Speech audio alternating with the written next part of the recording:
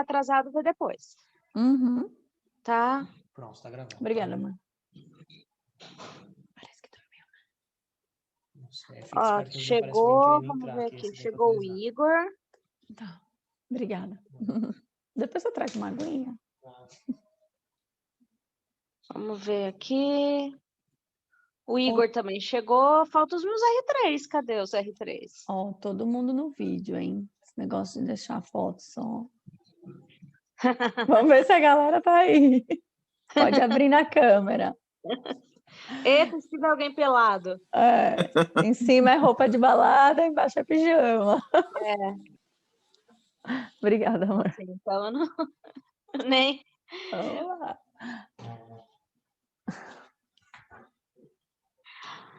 Vai, 1 minutinho, aí vai dar 20 horas, aí a gente começa. É, que não é que nem academia, não tem 15 minutos de tolerância, não. Não tem não, já tá tarde, já é hora de dormir. Já tem gente dormindo, gente pequena dormindo.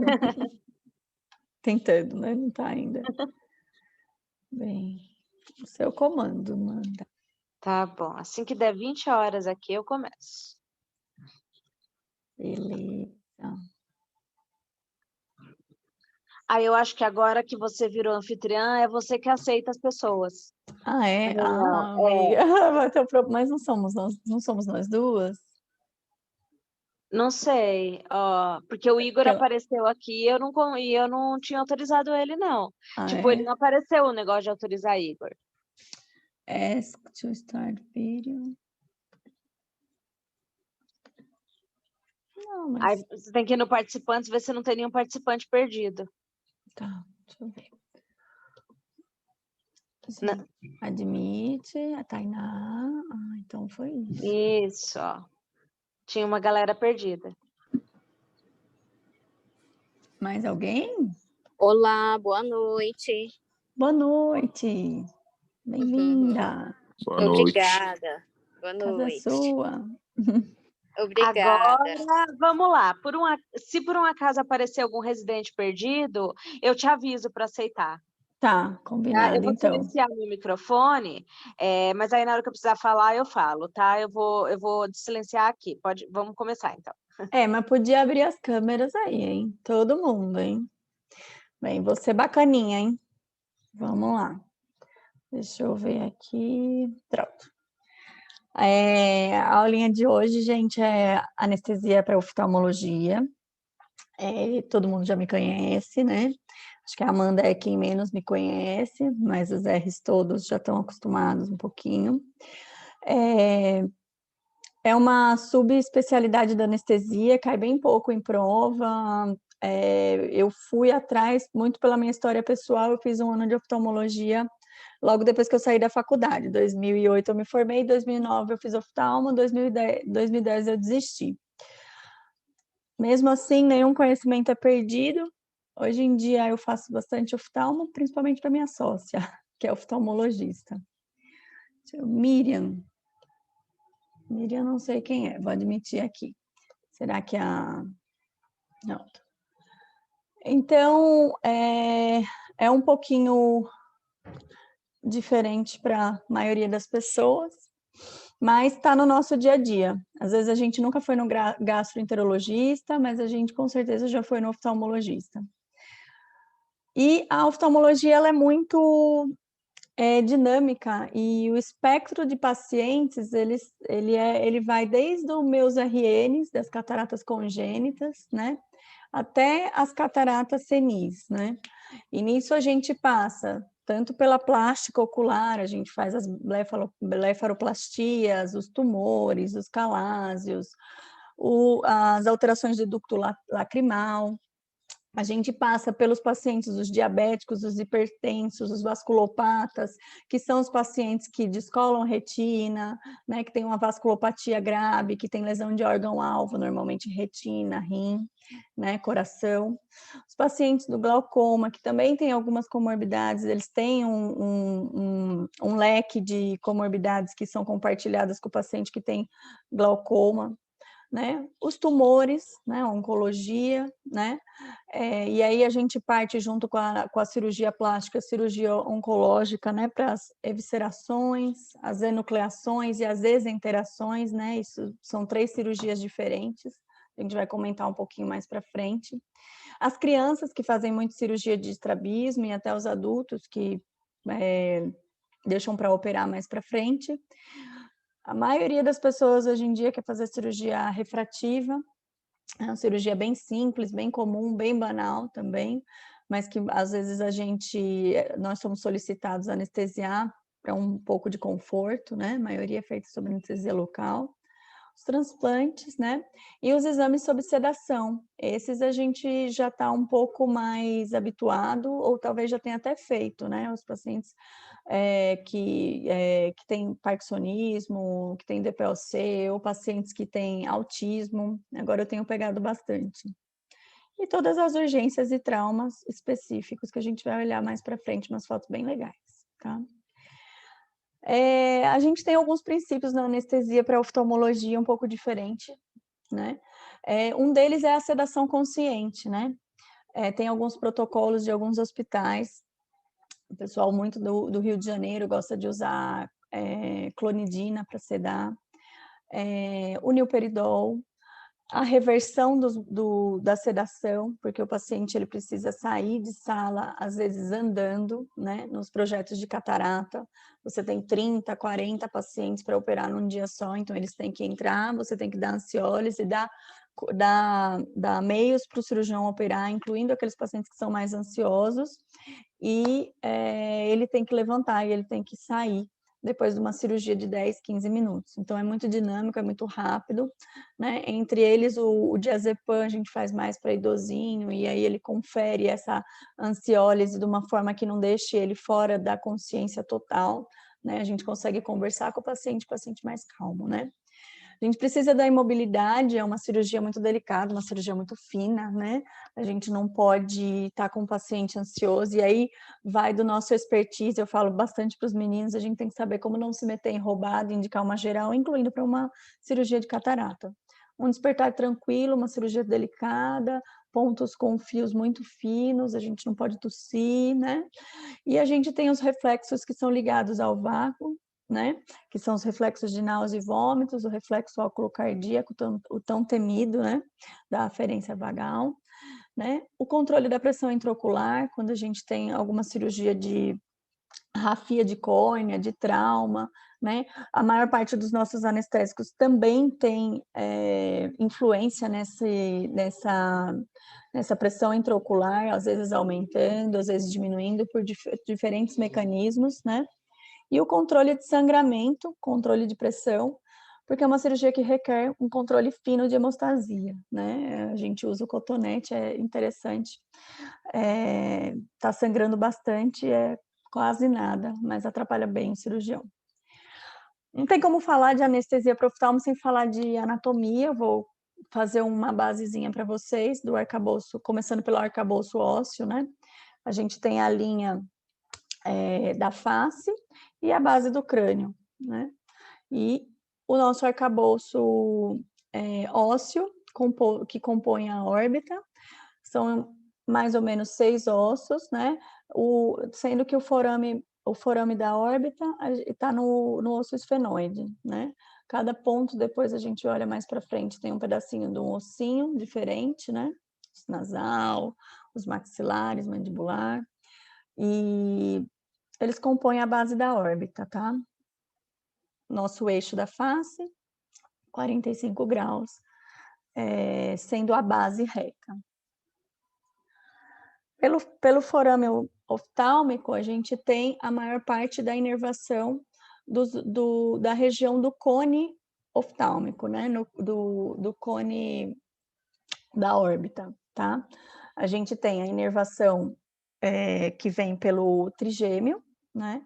E passando pela fissura orbital superior, tá? E ele se divide no naso ciliar, né, o nervo oftálmico, né, o trigêmeo dividindo em maxilar, mandibular e oftálmico. o oftálmico dando toda a sensibilidade e a parte motora da órbita, né?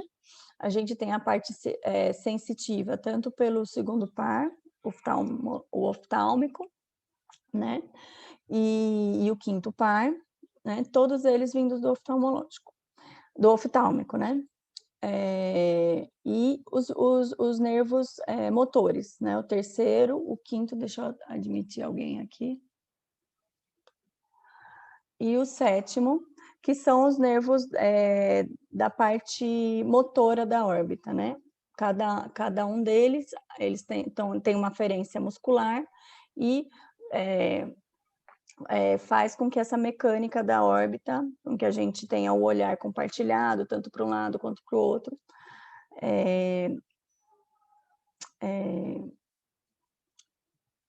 se eu estou esquecendo alguma coisa, não. E com que a mecânica da órbita, tanto pelos nervos extrínsecos da órbita, né, eles façam toda essa movimentação.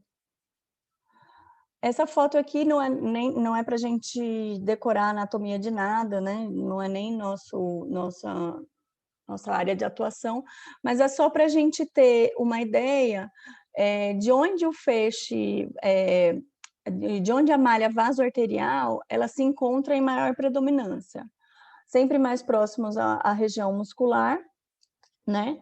E em volta de toda a órbita. Mas a gente tem duas áreas que são as nossas escolhidas para fazer o bloqueio, né? Que é a região caruncular e a região inferotemporal, né? Que a gente tem uma melhor posição para a gente indicar o bloqueio oftalmológico, tanto da parte de músculo quanto da parte de nervo, tá? Então, a gente sempre escolhe esse ponto A e complementa com caruncular. Pode fazer em outro lugar? Pode fazer em outro lugar.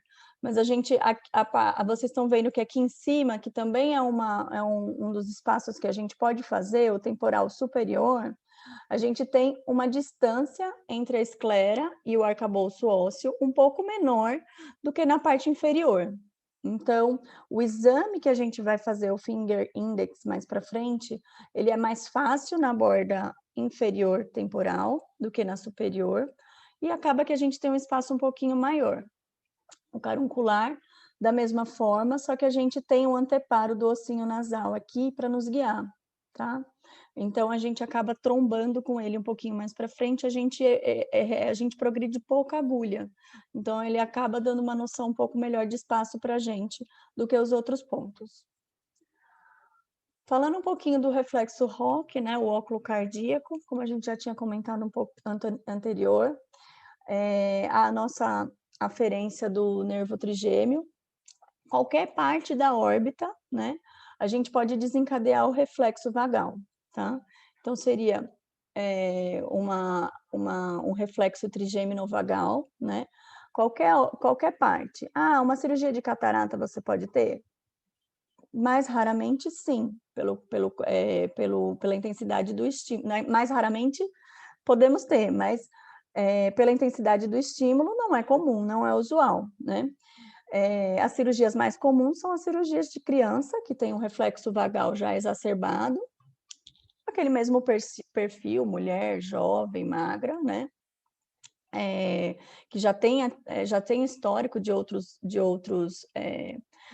episódios, né? Que não tenha feito bloqueio, que é a aferência sensitiva, né? O paciente, que mais? E as cirurgias de estrabismo, né? Que é onde você vai desinserir, normalmente nas cirurgias de estrabismo, você vai desinserir o músculo e vai reinserir mais para frente ou mais para trás. Eles fazem um cálculozinho da movimentação ocular, e aí eles desinserem o ramozinho do músculo na esclera para inserir ou mais para frente ou mais para trás, e às vezes angular também. Então, como esse estímulo é mais forte, né? Normalmente é esse o perfil dos pacientes que apresentam o reflexo Rock, as crianças. A gente tem bradicardia, mais usualmente, né?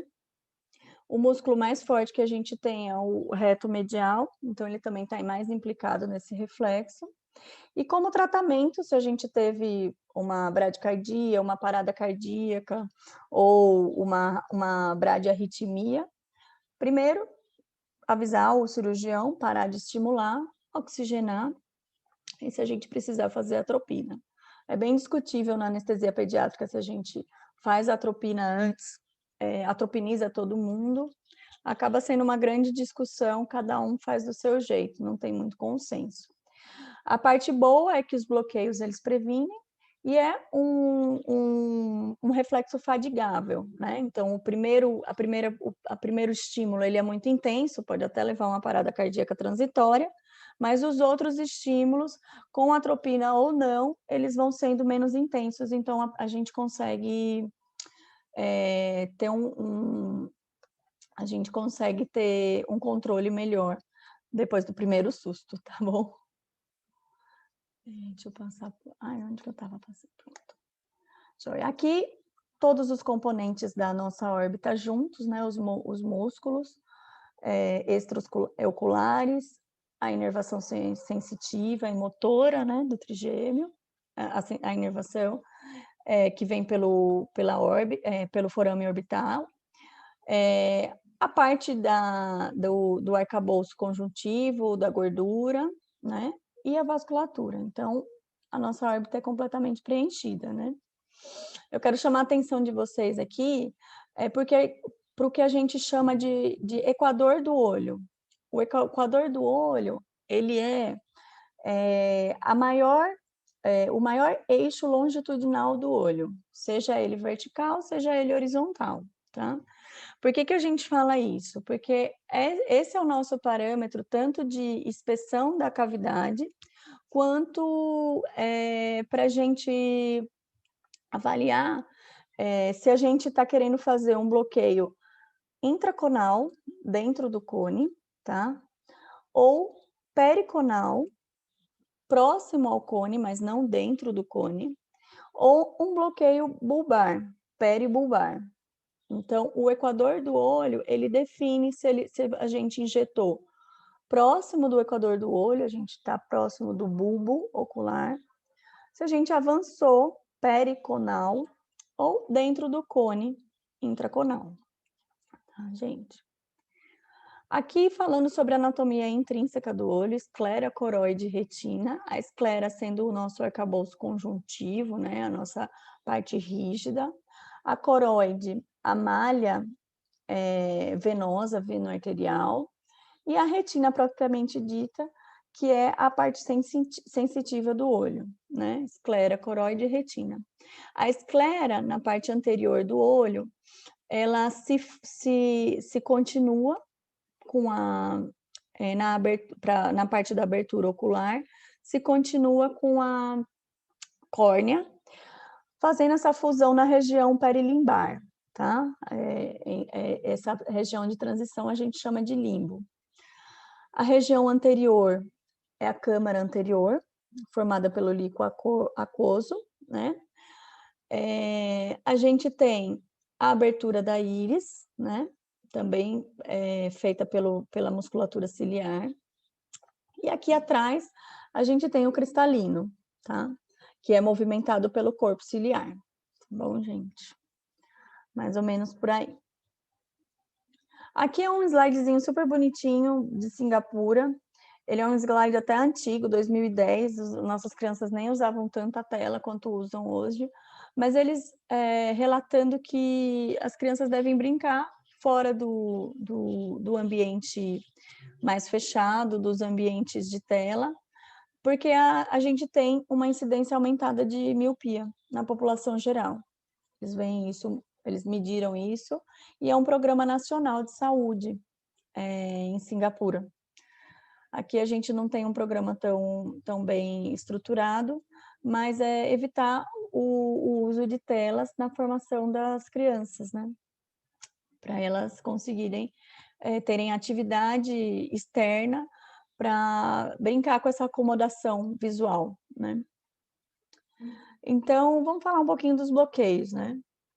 A maior parte dos bloqueios a gente precisa de ter a maior parte, né? O que a gente quer é anestesia do globo ocular para propiciar a cirurgia.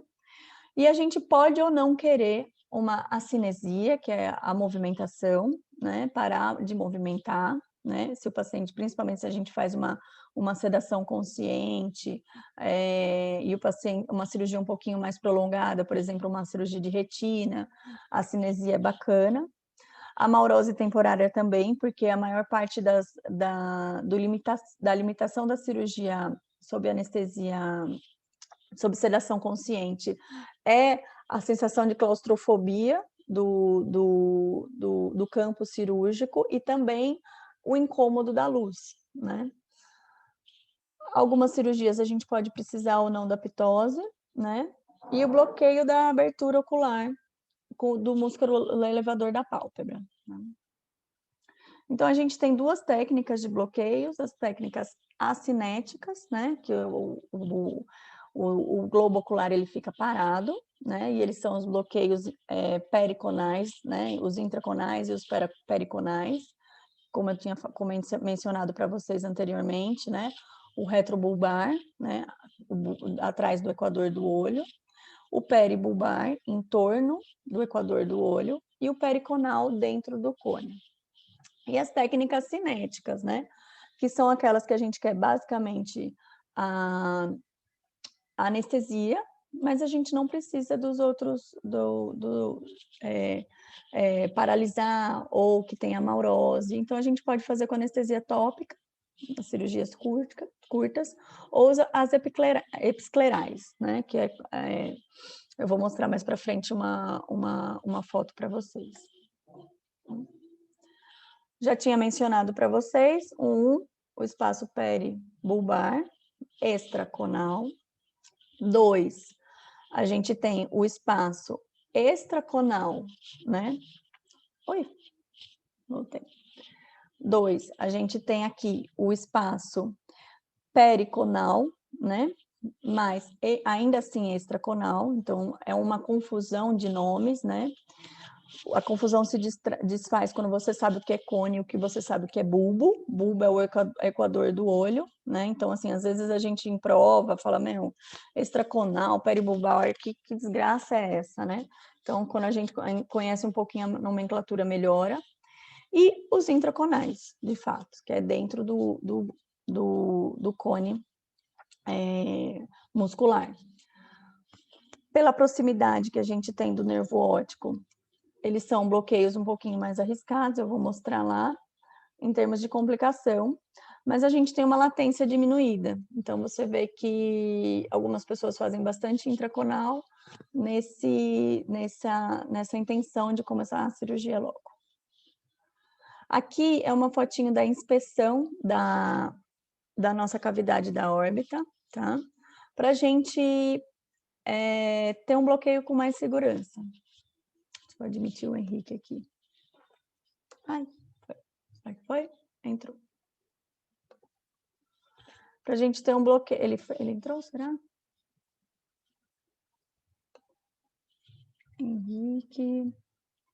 Acho que todo mundo dentro, né? Femor. Será que eu consegui admitir ele? Foi.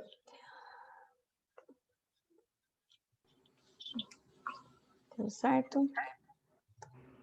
Então, aqui é uma fotozinha para a gente fazer a inspeção da cavidade orbitária, para a gente entender se a gente pode ou não fazer se esse bloqueio é recomendado ou não como a melhor técnica e se ele fica seguro ou não.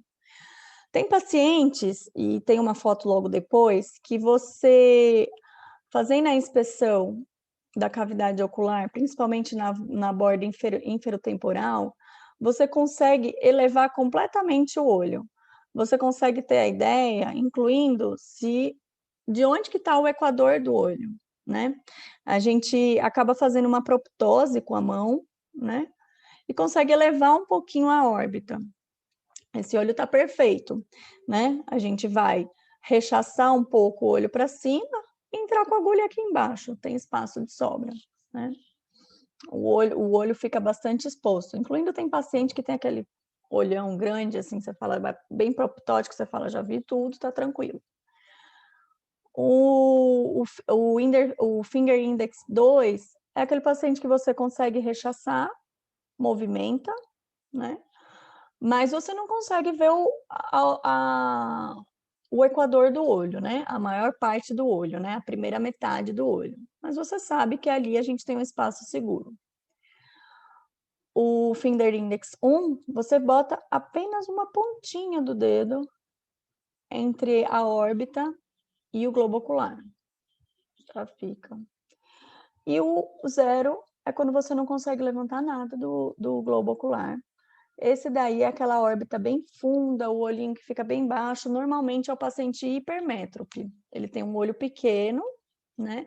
E já não fica tão seguro para a gente fazer o bloqueio. Melhor escolher outra técnica, tá bom? Aqui também eu coloco os pontos, né? O ponto A e o ponto C, que é que são os bloqueios mais seguros, né? No início eu contei para vocês o motivo, tanto pela malha arteriovenosa quanto pelo espaço, tá? Sobre a técnica, né? A gente vai fazer o paciente ou ele sedado ou ele acordado. Eu costumo, o paciente entrou em sala, eu faço um pouquinho de dormonide, um pouquinho de diazepam. Ele senta, monitoriza, eu faço um pouquinho de fentanil, dá um tempinho maior, um pouquinho, daqui a pouco eu comento sobre as doses para vocês. Se o paciente é muito ansioso, eu faço propofol e faço bloqueio. Se o paciente não é ansioso, eu estou conversando, eu consigo distrair ele, até pelo portal da dor, eu seguro um pouquinho a pele, rechaço, ele mal sente a picada. Essa pelezinha aqui, ela é bem fininha, ela é bem pouco sensível. Quem já fez botox, as meninas sabe que por aqui não dói tanto. Diferente de outras partes do rosto, tá? A posição do olhar é a posição neutra. Aqui em cima, se a gente olha para cima, se a gente pede para o paciente olhar para cima, a gente acaba rechaçando o nervo óptico para baixo e a gente pode ter uma lesão aqui dentro, principalmente se a gente optar pela técnica intraconal. E se a gente, da mesma forma, se a gente pedir para o paciente olhar para baixo, a gente pode subir o músculo do paciente, o músculozinho inferior e pegar ele um pouquinho mais na frente. Então, da anatomia da órbita, se você for fazer a punção inferior, você vai em direção ao cone, mas você vai pedir para ele olhar neutro, tá? Para a gente não movimentar e não bagunçar ainda mais. Será que a Mari entrou? A gente não bagunçar ainda mais essa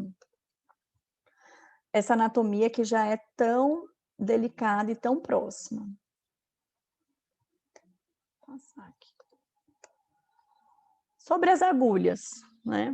O ideal é que a gente tenha uma agulha de bisel rombo, né? Às vezes a gente não tem. Eu só vejo a agulhinha roxinha 20 por 55 em clínica de oftalmo. Eu não vejo em hospital nenhum, no hospital geral grande, eu não vejo. O ideal é que não seja uma agulha muito grande, acima de 25 milímetros, né? Até para ela não ultrapassar o tamanho do globo ocular, né? E bater em estrutura lá na frente, você perder a noção do espaço e bater em estrutura lá na frente. Então, o ideal é que a gente use mesmo a agulha, até a agulha de insulina, ela é um pouco mais difícil de injetar o volume. E também, se você tem uma lesão, ela é uma agulhinha muito fina, você pode ferir a esclera e não perceber, né? Então, o ideal seria entre a 25 e a 20, que é a roxinha, tá? Antes de fazer o bloqueio, a gente sempre faz a antisepsia com iodopovidona, 5%, ou pode até ser o Clorex, se você conseguir não passar no olho, né, o aquoso, só se você for só fazer a regiãozinha da pele, e o Anestalcon, primeiro o Anestalcon, depois o iodopovidona.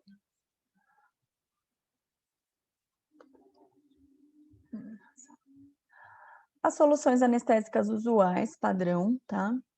é também um grande debate na oftalmologia, se a gente deve ou não misturar, fica a critério do anestesista. Eu não misturo, eu prefiro entender o tempo da técnica do que misturar os anestésicos, mas você pode fazer só lidocaína, pode fazer só bupivacaína, só ropivacaína, né? A proporção, normalmente, que o pessoal mistura é lidocaína com bupivacaína, pensando em diminuir uma latência do bloqueio e prolongar esse bloqueio. A minha opinião é que não vale a pena, porque você acaba fazendo subdose de todo mundo, você consegue um bloqueio mais rápido, mas com 5 ml, 3 ml de lidocaína, né? Uma quantidade de anestésico menor. E 5 ml de bupivacaína talvez não dê o efeito de prolongado esperado, porque ele não vai conseguir preencher todo o espaço com uma dose interessante, né? O volume depende do espaço da órbita, depende da cirurgia, em torno de 7 a 10 ml. Se é uma cirurgia que é mais prolongada, por exemplo, uma cirurgia de retina, 1h e pouco, 1h30, de regra, as cirurgias são curtas, né? 3 horas, a gente já não consegue um plano bacana só com bloqueio e uma ansiólise leve. Normalmente, se é uma cirurgia mais longa, eu aspiro 10 ml, né? Não costumo usar adrenalina, mas hialuronidase a gente tem no H-Óleos, e a gente acaba diluindo para 20 ml, e aí tem que rediluir para fazer uma soluçãozinha de 20 a 50 unidades por ml. E aspiro, normalmente eu faço 6, 7 aqui no ponto A e complemento com o caruncular mais uns 3 ml. Pensando em preencher a órbita tanto na parte temporal quanto na parte nasal, tá? Fica bem tranquilo, fica bem bacana. Aqui, a inspeção da órbita, um finger index lá, que eu mostrei para vocês anteriormente, a gente rechaçando a órbita para cima, a gente procurando o equador, né, o maior eixo do olho, e tentando entender o espaço. A gente faz uma técnica, como a nossa peridural é uma técnica às cegas, né? Quanto mais você fizer, melhores bloqueios, mais segurança você vai conseguir adquirir, né? Aqui a injeção, né? Normalmente eu não passo de 1,5 cm de agulha da pele, nem uso a agulha inteira para chegar no bulbo, e aí você injeta o anestésico devagar. A primeira picadinha é sempre a mais incômoda para o paciente, a injeção realmente eles não sentem muito. Aí a gente tendo um pouquinho mais de avanço da agulha. E aqui a injeção peribulbar, que é aquela que eu mais gosto de fazer. Eu sempre me organizo antes do cirurgião, para já ter feito o bloqueio há uns 10, 15, 20 minutos antes, para ter certeza de que ele teve um speed bacana, e até para testar, né? Aqui o caruncular, você faz bem na pontinha aqui, né, no finalzinho da carúncula, avança com a agulha. Pode ver que essa agulhinha aqui, ela é uma 20, tá? Então, você acaba, às vezes a gente acaba até dando uma triscadinha no periósteo, retorna um pouquinho e complementa. Tá vendo que aqui tem uns 3 ml. Mais uma vez, uma figura mostrando a intraconal, a peribulbar, né? Acho que aqui foi isso. E aqui é um trabalhozinho antigo, 2001, que eles fizeram com cadáveres, usando as duas técnicas, a periconal e a retrobulbar e a peribulbar. Na verdade, eles não foram conal. E o spread do anestésico comparando, na verdade, a gente tem só uma latência um pouco aumentada, mas no final a massa de anestésico se espalha muito parecida, né? Principalmente se você usar a hidrólise de protease lá, junto com o anestésico, né? Esse aqui é um bloqueio submentoniano, gente. Ele é um bloqueio muito específico, acho que poucos da gente ia ter coragem de fazer, porque não temos essa prática. Eu já fiz alguns, mas porque tive uma experiência um pouquinho maior. Essa cânulazinha é uma cânula comum em todas as caixas de oftalmologia, né? O que a gente faria seria dissecar, abrir com uma tesourinha, né? Com uma pincinha. A gente puxa a conjuntiva, né? Descola ela da esclera, né? Esse espaço chama um espaço subtenoniano, né? Tem a cápsula de Tenon, que é uma outra camadinha, que ela é um pouco mais fibrosa. E aí, nesse espaço, a gente ia depositar o anestésico. O anestésico, ele se espalha, tem uma foto mais para frente, forma como se fosse uma quemose, é um edemazinho, um edema, né? A gente colocou o anestésico lá. Então, é um edema conjuntival, tá? Tem uma foto mais para frente, que é de um edema conjuntival, que a gente pode fazer também quando a gente faz bastante volume para o paciente, que a gente abre o olho e tá aquela conjuntiva bem polposinha, todo mundo já teve, provavelmente. E fica bem parecido, tá? E aí a gente só tem um bloqueio sensitivo, a gente não tem o bloqueio motor, nem a amaurose, nem a pitose. Deixa eu ver. Antes de passar para os bloqueiozinhos de face, depois que você fez o bloqueio, tanto o periconal, intraconal, né? A gente vai testar o bloqueio, né?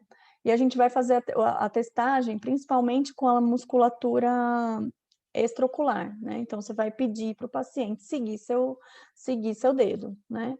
A gente vai olhar para o lado direito, olhar para o lado esquerdo, olha para cima, olha para baixo, a gente segura a pálpebra, olha para baixo, normalmente o paciente fica com o olhar na posição neutra, então seu bloqueio ficou bacana, tá? Assim que a gente testa.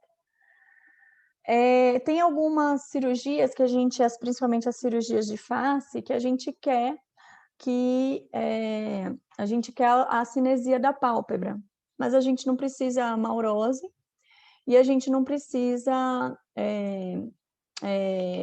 da anestesia da órbita completa, né? É uma cirurgia extraocular. Então, a gente parte para os bloqueios de face, que são os bloqueios do nervo facial, tá? Tem duas técnicas, né? Que são para a gente paralisar os músculos orbiculares, né? Que é essa técnica do O'Brien, né? Que a gente vai fazer uma punção abaixo do côndilo da mandíbula, mais ou menos 3 ml, tá?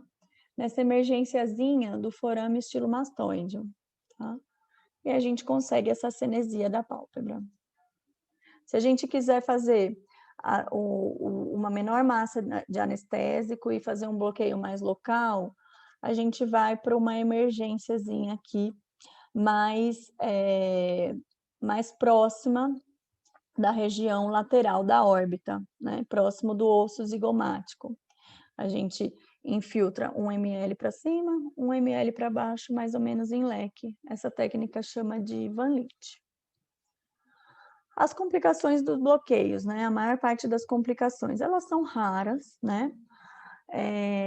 Principalmente em mãos experientes, como sempre, não tem técnica ruim, não tem droga ruim. Eu sempre falo para vocês, a gente não saber usar, né? Mas são complicações raras, mas muito temidas, né? Tem umas complicações que são inerentes a qualquer bloqueio, né? Infecção, reação alérgica, reações tóxicas de sobredose, né? Injeção intravascular, né? E as complicações do reflexo ROC, né?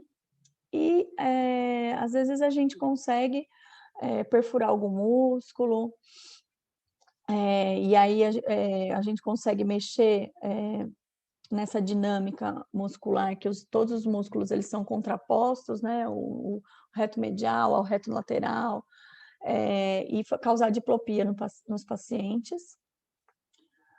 E as hemorragias subconjuntivais, que são umas complicações menores. A quemose, que pode ser feita tanto intencional, quando a gente faz o subtenoniano, quanto o spread do anestésico na parte peribulbar ou retrobulbar para frente da órbita, né? Para frente, dissecando essa camadinha do cone conjuntival, entre a conjuntiva e a esclera, e aí forma esse bulbinho aqui de anestésico. Isso não é uma complicação, às vezes é um efeito desejado, né? Quando a gente pega o oblíquo superior fazendo um bloqueio, um bloqueio muito justo, a gente pode ter a síndrome de Brown com diplopia. Todas essas complicações, elas são bem raras, né? As complicações que a gente se preocupa mesmo são aqueles grandes hematomas arteriais, né? Venosos e arteriais. Os pacientes mais predispostos são aqueles que tomam anticoagulantes e antiagregantes, e a gente segue todas as regras dos bloqueios em geral. Uma coisa interessante de quem faz bastante anestesia para oftalmo é que os oftalmologistas, eles perdem essa noção de prática médica, de anticoagulante, AS, clopidogrel, e algumas vezes a gente fala, não está indicado bloqueio, não vamos fazer, eles fazem, né? Correndo o risco de um hematoma, de uma complicação bem grave, com perda, inclusive, com a amaurose definitiva, né? Interessante que se a gente tiver esse tipo de complicação, o tratamento é a cantotomia. Graças a Deus, a gente vai ter a complicação próximo de quem pode tratar, que é a oftalmologista que sabe fazer, né? Outra complicação grave que a gente pode ter, e bem temida, é a perfuração ocular. Mais uma vez, vai da nossa indicação e vai da nossa prática, né? Aqui é uma esclerazinha bem fina, bem afinada depois de um trauma, né? Os pacientes que são mais predispostos são aqueles pacientes que têm olho grande, são os pacientes míopes, né? Aqui a gente acha que está no equador do olho, a gente inclina, aqui tem um paciente com um olho, a primeira figura, a gente tem uma foto de um olho normal, né? 23, 24 milímetros. Os pacientes míopes, eles começam a alongar o tamanho do olho, e isso no pré-anestésico a gente tem que perguntar, né? Você tem miopia, operou de miopia, né? Quantos graus você tinha? 5, 6, 7, 8 graus, né? Então, ele já começa a ser um pacientezinho mais complicado. Por isso que eu sempre faço periconal, eu nunca faço intraconal, a despeito da latência. Então, você acha que o olho ele acabou aqui, né? Por causa do tamanho, e ele é um olho grandão. E aí, você acaba inclinando a agulha em direção ao eixo da órbita, e você pode ter uma perfuração ocular nesse trajeto. Outra coisa que a gente tem que perguntar também é que os pacientes de retina, eles passam a banda retiniana, né, para conseguir fixar a retina, e aí eles mudam a conformação do olho. O olho fica em torno, com essa conformação em 8, aqui nessa última figurinha.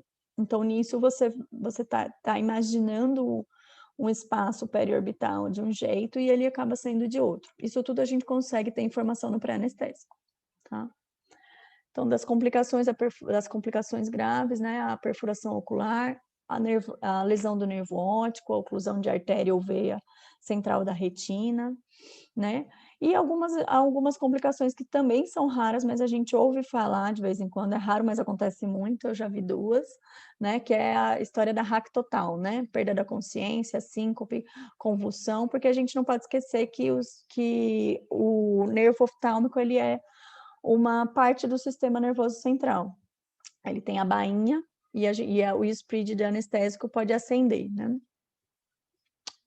incluindo a gente pode fazer o bloqueio de um lado e o paciente ter uma amaurose transitória do outro lado. Você fala, fiz o bloqueio aqui e ele está bloqueado nos 2 olhos. Isso pode acontecer também, pela contiguidade da malha nervosa, né?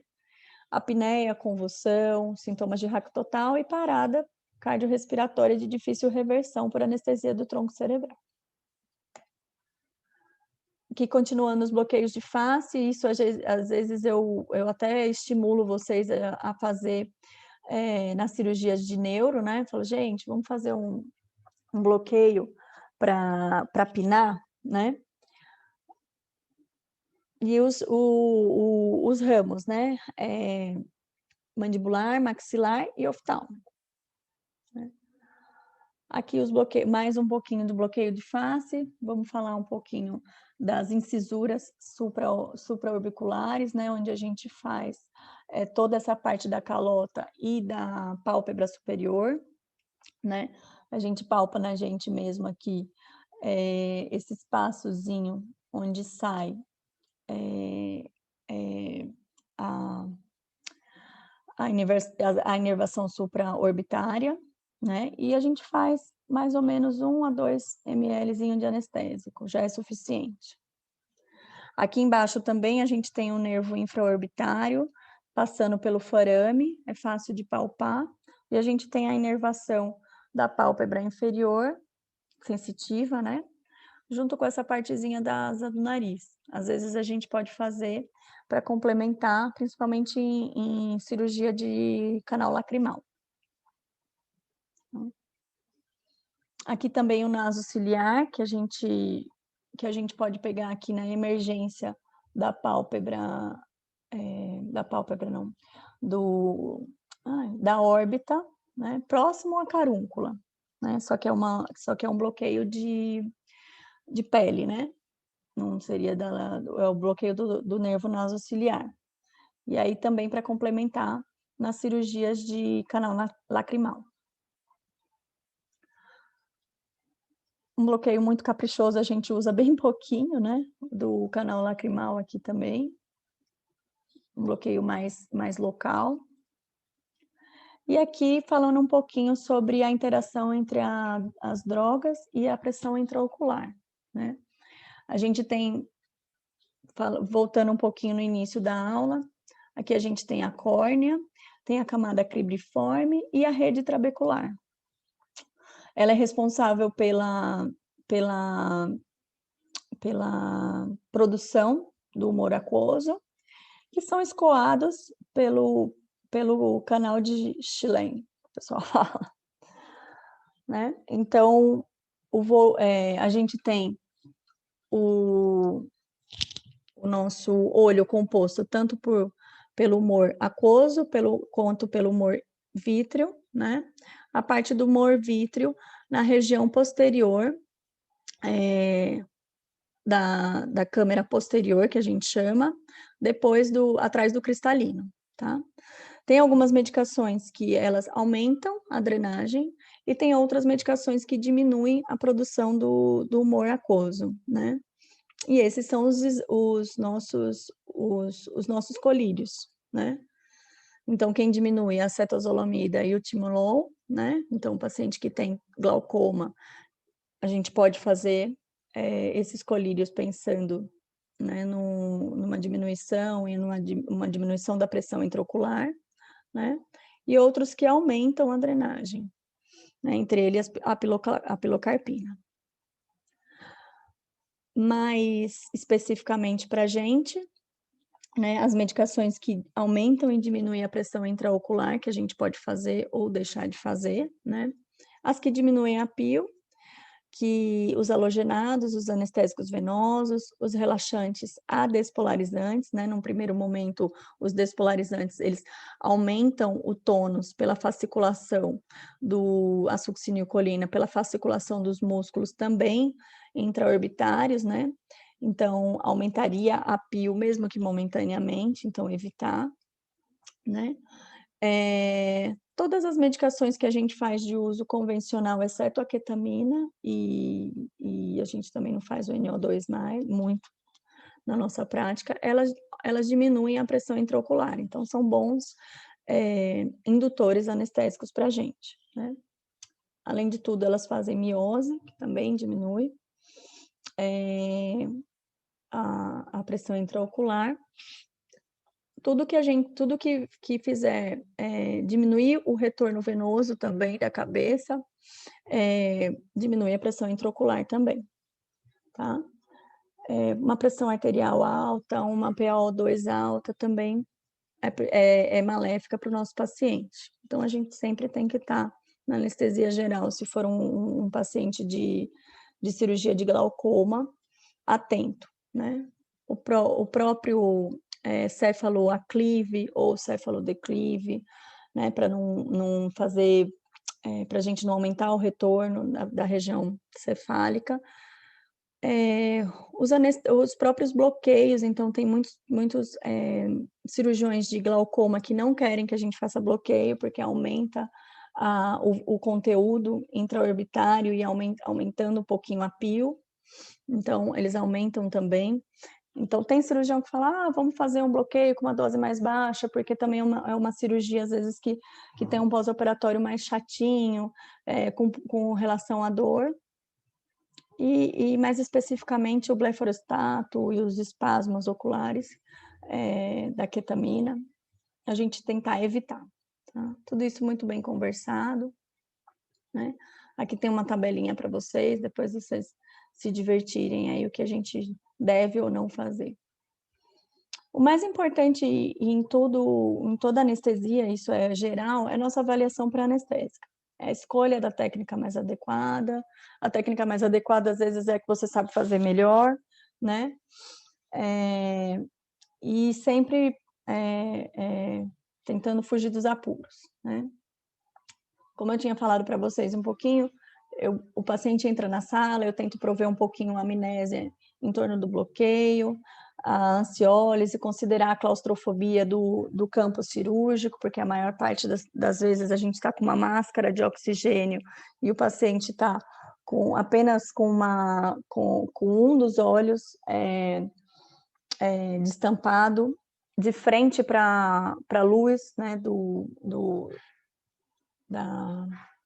foco, então é extremamente desagradável para o paciente.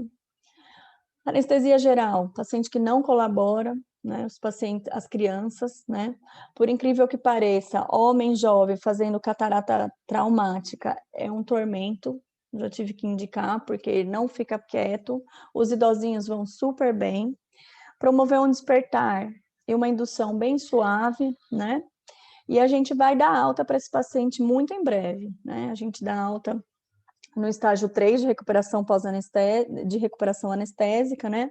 O paciente ele tem que levantar, ele tem que andar e não pode ter complicações. A maior parte dos nossos pacientes de catarata, eles têm inúmeras comorbidades. Eu já anestesiei paciente sabendo que podia ser que eu mandasse ele para UTI, uma paciente de estenose aórtica, a família não queria que operasse, que não tinha condição de fazer a cirurgia. Eu tinha todos os exames do cardiologista, mas eu precisava fazer a cirurgia de catarata porque a paciente ela só tinha TV de diversão, né, de entretenimento. Ela já não tinha mais condição de andar, já estava bastante acamada, e aí a gente conversou com reserva de UTI, uma cirurgia super curta, mas tinha que ser feita até por uma questão de humanidade.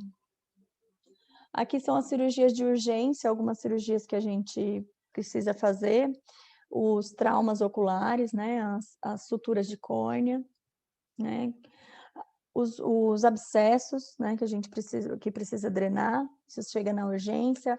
A gente precisa também orientar o cirurgião para ver quem vai precisar ser internado ou não.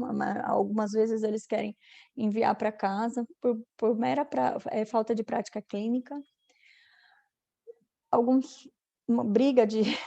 né, essa foto foi da minha antiga residência, eu fiz residência lá em Recife, né? Então, aqui foi uma lesão por chumbinho, né? O paciente perdeu a visão, as endoftalmites. O paciente que tem, às vezes começa com uma conjuntivite, e aí não consegue tratar, e aí acaba perdendo o olho, a gente precisa eviscerar, né? Que é tirar o conteúdo do olho completamente, né?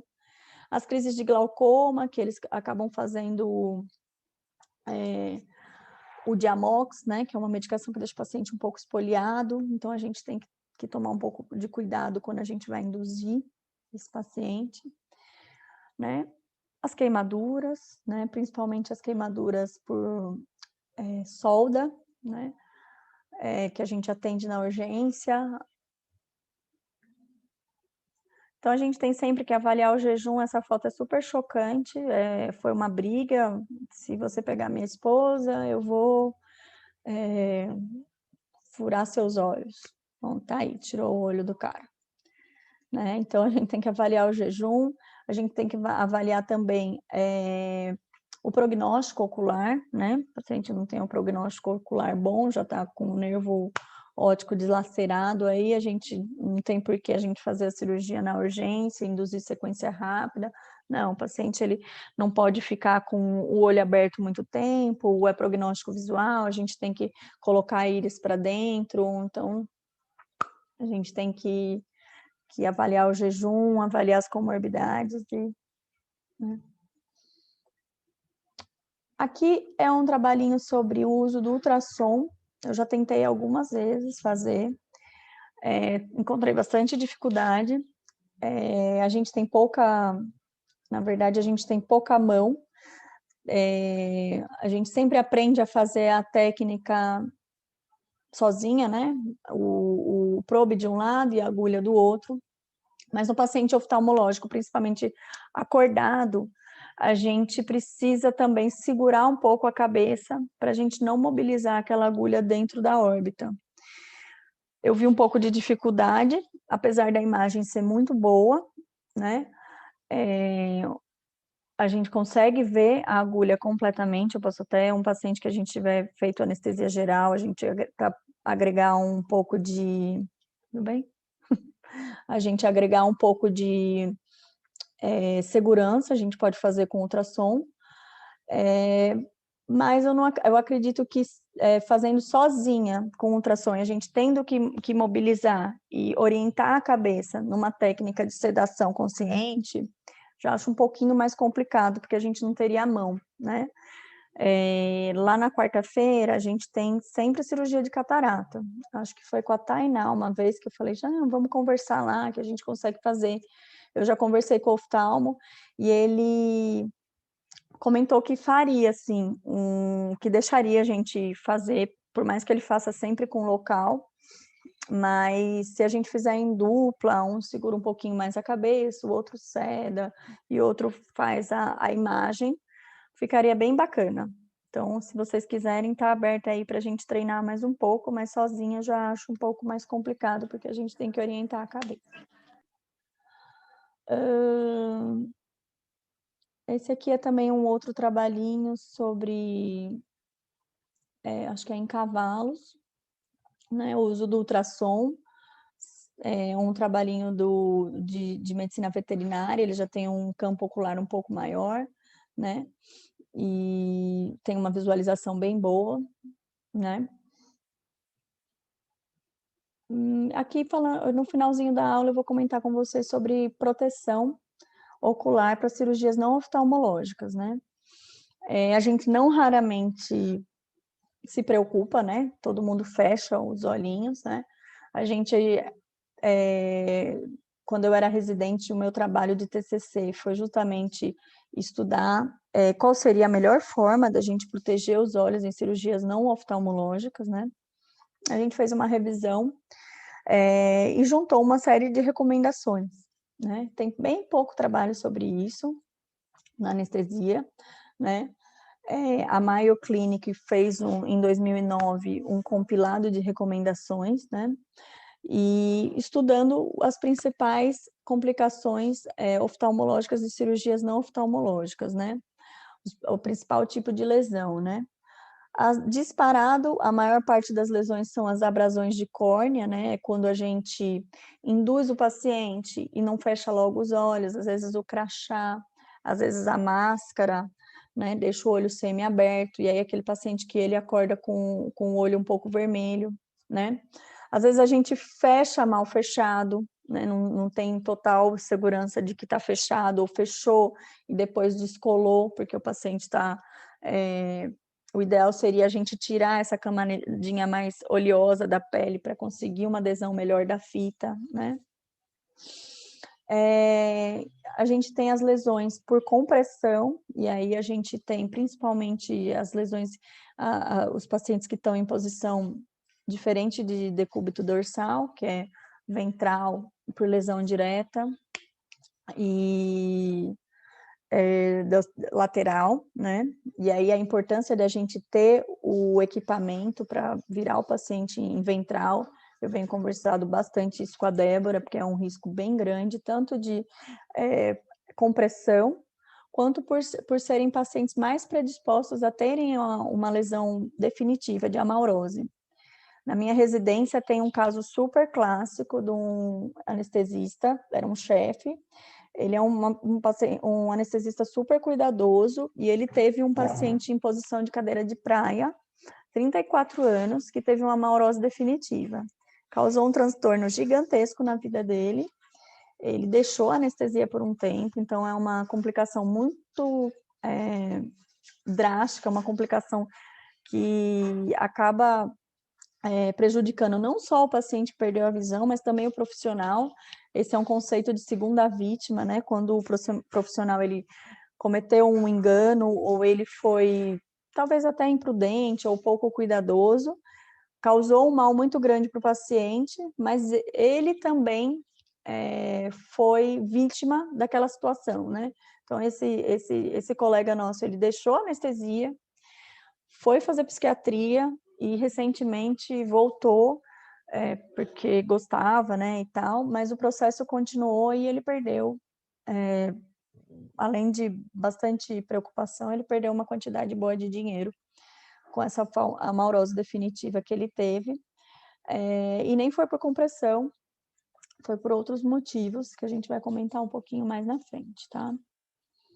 As abrasões de córnea, a ceratopatia de exposição, elas são lesões fáceis da gente tratar, né? Normalmente em 24 horas a córnea se regenera, e essa também é muito importante a gente colocar na ficha de anestesia tanto a proteção que a gente usou, quanto a checagem intraoperatória em cirurgias maiores, tá? Isso, inclusive, é indicador de qualidade da anestesia. Sobre os fatores de risco, o posicionamento, né, como a gente estava falando, principalmente do olho dependente, mudança de posicionamento intraoperatório também, paciente entubado, às vezes a gente se preocupa com outras coisas, posicionamento de membros, e acaba negligenciando um pouco o olho. Cirurgia de cabeça e pescoço, a gente fica sem a visão direta, né, dos olhos, né, às vezes mudança do campo, a gente não percebe. As cirurgias de coluna, cirurgias de robótica, cirurgias em posição de Trendelenburgo muito acentuado, e aí por outra dinâmica, né, que seria justamente aquela parte de não só compressão ocular, né, que seria a gente ter uma lesão isquêmica, uma lesão por compressão, e uma lesão de retina, uma lesão de nervo óptico, mas também uma lesão isquêmica de dificuldade de drenagem da coroide, né? A gente, no início da aula, a gente falou esclera, coroide, retina, né? Nas cirurgias em que a gente tem um aumento da pressão, né? Do retorno venoso muito para a cabeça, uma cirurgia prolongada, a gente pode ter um paciente que acorde com a amaurose, a despeito de todos os nossos cuidados, né? E aí é por uma questão hemodinâmica, né? O paciente que teve grandes perdas volêmicas, que teve grande reposição, tanto o paciente que ficou hipervolêmico, quanto o paciente que fez uma hipotensão prolongada, ficou hipovolêmico por muito tempo, ele pode vir a ter uma amaurose definitiva. principalmente quando a gente soma tudo isso, né? Aquela teoria do queijo suíço, né? Uma complicação sempre vem junto com a outra. O paciente que ficou muito tempo prolongado, uma cirurgia que a gente olhou muito pouco para os olhos, uma grande perda volêmica, né? A gente pode entrar nessa encruzilhada aí. Fatores de risco, asa 3, asa 4, mais de 70 anos, paciente que já tem comorbidade prévia, hipertenso, diabético, né? Doença vascular, arteriosclerótica, tabagista, né? Como sempre. Algumas doenças reumatológicas parecem que estão implicadas um pouquinho mais. Sjögren, as artrites, justamente por essa dificuldade de lubrificação ocular, né? Isso no nosso pré-anestésico a gente pode tomar cuidado, né? Síndrome de olho seco, o paciente que ele já tem uveíte crônica, que é aquele paciente sempre inflamado, o paciente até alérgico. Os pacientes que têm exoftalmia, que tem aquela proptose grande. Os pacientes que já têm um aumento da pressão intraocular, então contrapondo a malha venosa da coroide, né? Comprimindo essa retina, eles podem ser pacientes, eles já têm perda de campo visual pelo próprio glaucoma, então podem ser pacientes que venham a ter esse tipo de complicação. Algumas vezes a gente pergunta no pré-operatório, eu tenho o hábito de perguntar sempre, você usa lente de contato, prótese dentária, auditiva, lente de contato? Às vezes o paciente ele não fala, porque ele acha que não tem nenhum problema fazer anestesia geral com a lente de contato, ele até dorme com a lente de contato, e a gente acaba manipulando sem querer de uma forma que machuque, né? Cirurgias prévias, né? E o uso de alguns medicamentos e abuso de drogas ilícitas. Né? Recomendação, avaliação pré-anestésica cuidadosa para identificar esses fatores predisponentes, né? Tanto de cirurgia quanto do paciente. Evitar o trauma direto, então, tem algumas recomendações da gente induzir, e antes mesmo de intubar, já fechar os olhinhos, fechar bilateral, porque o próprio cuff do tubo, às vezes a maneira com que a gente tira o laringo, já foram relacionadas a trauma ocular. Fita hipoalergênica, lá no nosso serviço a gente não tem a de silicone, né? Evitar a sobrancelha, para não tirar fazer a depilação, né? A gente pode ou não usar os gels, né, de poliacrílico, né? Que é Viscotears, o Viscogel, né? Vidizic, as pomadas não tão recomendadas, né? Porque elas têm uma composição mais grosseira, né? Doutora, Oi, amor. Fala. Uma dúvida. A gente, ao final, sobre o gel, né? A base de ácidos, a gente precisa depois lavar com água destilada o olho ou não precisa? Não. Você pode lavar, porque o excesso de gel, quando o paciente acorda, é incômodo, mas se ele não tem uma doença de Sjögren, se ele não tem uma alergia grande, a gente não precisa lavar. Vez por outra, eu acho que vocês já me viram lavando, né? Aí fala, vou dar uma lavadinha. Mas se a cirurgia é curta, eu não costumo nem usar o gel, né? Tá bom. O maior cuidado é realmente a oclusão. Cada um tem seu jeito, mas assim, o ideal é que o olho esteja ocluído e que o adesivo ele não se perca no meio da cirurgia, né? A adesividade não se perca, né? Obrigada. Evitar sempre hipotensão prolongada, né? Principalmente nas posições esdrúxulas, esdrúxulas que não DDH, né? Sempre pensar que a pressão do manguito pode ser diferente da pressão intraocular, quando você está tanto em pró, quanto está em trem, quanto em cadeira de praia, né? Evitar anemia, né? Checagem periódica, intraoperatória, a cada 2 horas, você escreve na ficha olhos, ok, na nossa própria linha de tempo, né? O suporte espelhado de cabeça, isso aí já pedi, já fiz, até já indiquei algumas empresas, mas a gente sabe das dificuldades, né? E avaliação da queixa pós-operatória com consulta de especialista, né? A maior parte das queixas são realmente de irritação, vermelhidão, fugir um pouco, 1 dia, 2 dias, já não está resolvendo, que é o tempo de recuperação, regeneração da córnea, da maior parte das abrasões, né? Se não resolveu, chamar o especialista, logo no segundo dia, com 24 horas, se não resolveu de maneira espontânea. Uma dica é nunca usar anestésico local, o anestalcon que a gente faz para fazer o bloqueio, nunca usar para tratar dor. Ele acaba desepitelizando mais a córnea e dando uma falsa sensação de que está tratado. Então, o paciente ele suporta a dor, ele para de reclamar, ele quer o colírio para ele abusa do colírio e ele acaba piorando a lesão de córnea. Pode até infeccionar. Isso é uma das recomendações mais efetivas que a gente tem, né? É o nosso, principalmente para o anestesista que não tem essa prática com oftalmologia. Aqui é um conjunto de recomendações que a gente tinha feito, está seguindo, eles estão usando até hoje essa recomendação, né? O suporte de cabeça, por mais que a gente coloque o paciente de lado, tanto para a posição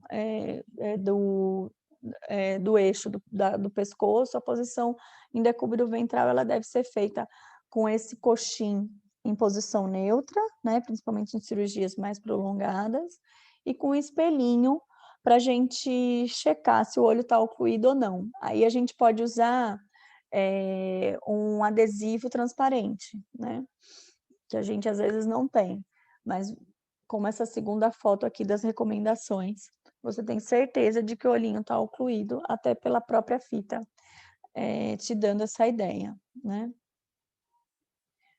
Só isso, gente. Acho que talvez eu tenha me prolongado um pouquinho, 1 hora. Se vocês tiverem qualquer dúvida, podemos abrir o microfone agora, se puder ajudar. Obrigada. Obrigada, pelo doutora. dia Muito obrigada. da maldade. Pela sexta-feira, dia da maldade, mas foi da Amanda. Esse é outro dia. Fernanda, muito obrigada pela aula, foi ótima. Obrigada. Foi uma Maravilhosa. ótima revisão, assim, muito boa. Fazia muito tempo que eu não via na residência. A gente teve bastante Ai, que o legal. salmo. Eu gostava muito, rodei 2 meses, assim, então foi uma revisão Eu muito adoro legal. também. Se você conseguir gravar, eu acho que o arquivo fica pronto no computador. A gente fez uma página no YouTube para Legal. gente. Que Aí eu vou te passar bonitinho. o endereço, se você conseguir fazer o upload, a gente Faço. agradece, que aí todo mundo consegue assistir. Mais para frente, né? Pode deixar. Faço Tá sim. certo? Doutora, Não prometo para hoje, mas faço Tudo sim. bem. Não prometo para agora, mas faço sim. Oiê. tudo bem? Boa noite. Boa Parabéns pela noite. aula, Obrigada, meu querido. foi ótima. Eu tenho, na verdade, 3 dúvidas. Na verdade, são 2 dúvidas. Pode falar. A senhora falou das crianças de Singapura, né? É E a, um em surto de miopia. Isso, em relação à miopia. É exclusivo das crianças de Singapura? Não. São crianças, né? Não é exclusivo das crianças de Singapura. Eu mostrei aquele panfleto, porque lá eles já têm a campanha há muito mais tempo, né? Uhum. Orientais, eles são bem organizados. E é só um exemplo de um panfleto, mas a gente precisa fazer a consulta com o oftalmo com 1 ano de idade. E a recomendação de todos os oftalmologistas é diminuir o uso de tela, atividades em ambiente externo, principalmente porque as crianças estão em fase de crescimento e o uso, né, o hábito de uso de telas, de muito livro, né, numa fase muito precoce, pode sim, numa criança predisposta, claro que assim, meu filho usou tela a vida inteira e não é míope, mas pode sim, numa criança predisposta, aumentar, e isso está sendo visto estatisticamente nas crianças de hoje em dia, diferente da nossa época, da nossa infância, na década de 80, que a gente ia para a rua. Tá certo. A segunda dúvida que eu tenho é o bloqueio nasociliar. Ele não é profundo, né? É só pele, né? Não. Esses bloqueios de face, até porque a face ela tem um coxinzinho bem mais modesto do que os bloqueios que a gente faz. Até por isso a gente não usa ultrassom. Primeiro porque são ramos de nervos, né? Então, o nervo ciliar é um ramo do nervo maior. Então, a gente nem encontraria ele com ultrassom, né? Porque ele é muito pequenininho, ele é muito fininho, né? E ele está muito superficial. Então, todos esses bloqueios de face, a gente acaba tendo um anteparo anatômico ósseo, recomendado, assim, não é recomendado que a gente vá a periósteo, mas a gente sabe que ele está logo ali, então a gente palpa, bypassa a pele, incluindo a gente faz com a agulhinha de insulina, que é mais ou menos 1 ml, meio ml, o nosso ciliar é muito pequenininho, né? E a gente não tem nem espaço, e logo depois a gente já faz uma compressãozinha para ele ser envolto mais rapidamente, para a gente não ficar a gente ter uma melhor dispersão do anestésico. Ah, não, tá ótimo. Eu Acho que imaginei, você né? já fez comigo o bloqueio do scalp. A gente fez, não fez? Não fui eu. Não, acho que eu Auriculada nunca aqui? fiz, viu, doutora? Não? Será que não foi o Everton, de repente? Eu acho. Foi o Everton e o Henrique, eu acho. Essa Ô, doutor, semana, estou não foi? enciumada. Eu também quero fazer com a senhora. Eu Pois é. fiz, viu? Dá licença que eu fiz já umas 2 vezes. Eu também tô com bloqueio Quem dele. quiser fazer uso da oftalmo, eu já conversei com ele e assim, as últimas 2 ele fala, eu não gosto muito, porque ele é muito rápido, eles ficam, a maior parte das cirurgias do hospital público, o paciente ele não tem nem direito de reclamar que ele queria ser sedado, ele queria isso ou queria aquilo, né? Então acaba sendo mais de clínica particular. A oftalmologia, a gente tem que estar muito safo, porque o nosso ramo é muito clínica, né? A gente vai fazer projeto catarata, normalmente o cirurgião ele tem o ambientezinho dele, né? Então, é o mais seguro possível, né? Não tá à vontade com a técnica, não faz, né? Legal. E em clínica, a gente também não quer induzir anestesia geral, porque não tem a estrutura hospitalar, né? Às vezes a gente pode encontrar com uma via aérea não tão fácil, tá sozinho. Os aparelhos, eles são checados por nós mesmos, né? Então você tem que chegar mais cedo, checar, não tem engenharia clínica do aparelho, então a maior parte das cirurgias de retina a gente faz com bloqueio e sedação, né? E evita fazer anestesia geral. Quando a gente vai fazer anestesia geral para estrabismo, vamos internar no hospital maior, né? Eles nunca se opõem, não. O bom do cirurgião oftalmologista é que eles sempre ouvem a gente, porque eles estão tão distante da prática de clínica que eles morrem de medo. Eu já ouvi coisas assim absurdas, assim, inclusive quando vai fazer pré-anestésico, peço isso, peço aquilo, a gente está sempre orientando, porque eu já ouvi coisas absurdas, assim, se não deu nada no eletro, vai fazer cateterismo por quê? Assim, tipo, o conceito bem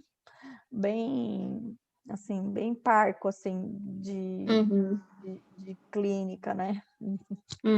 Ficam bem... Doutora, fala, querido.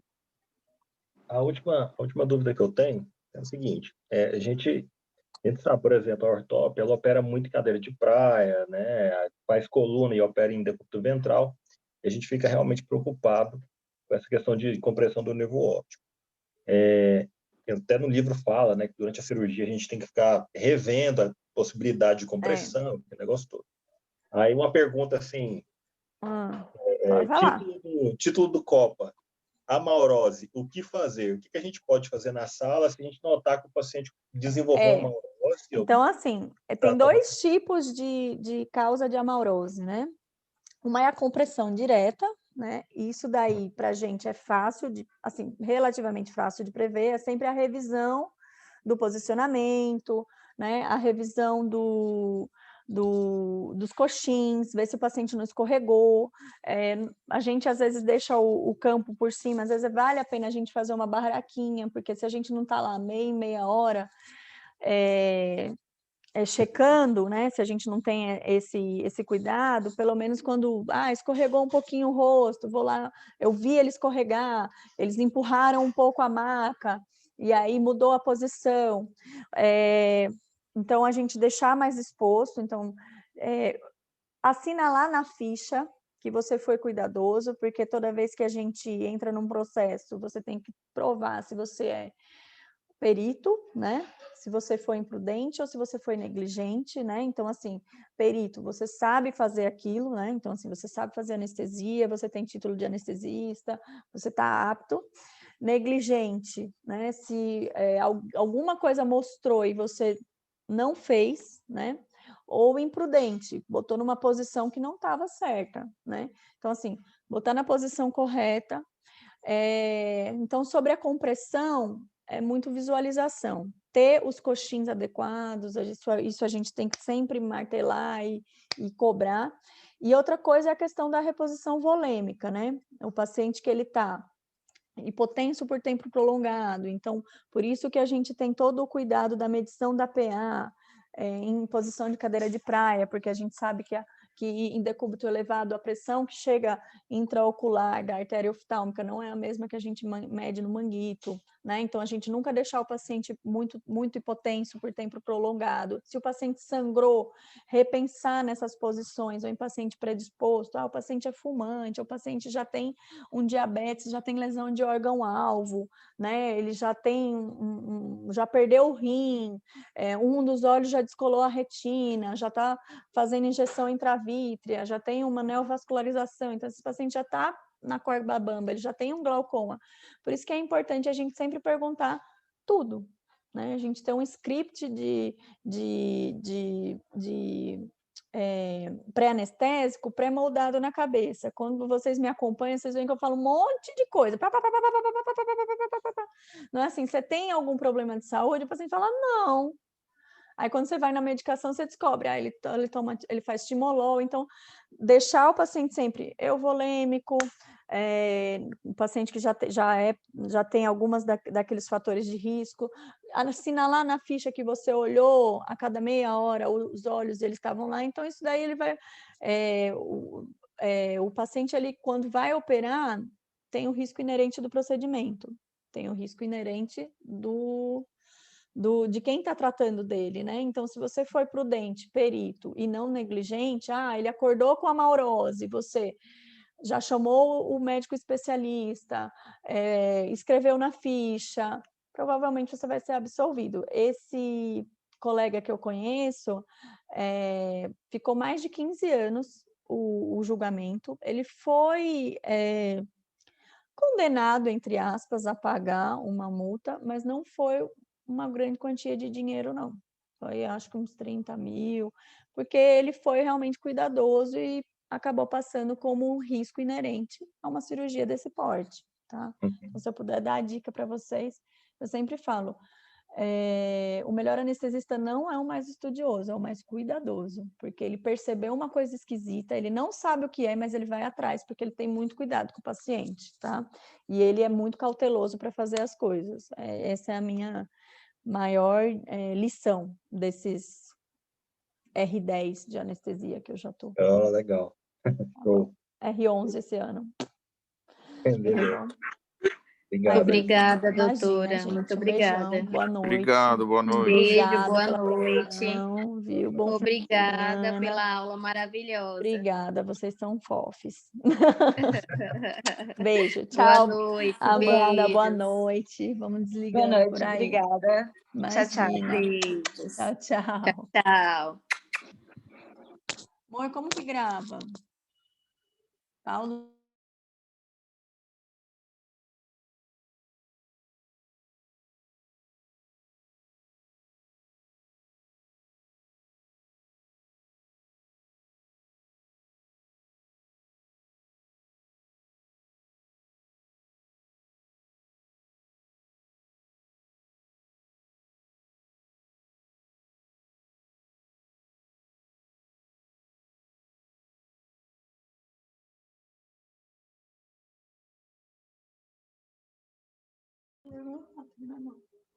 Uhum.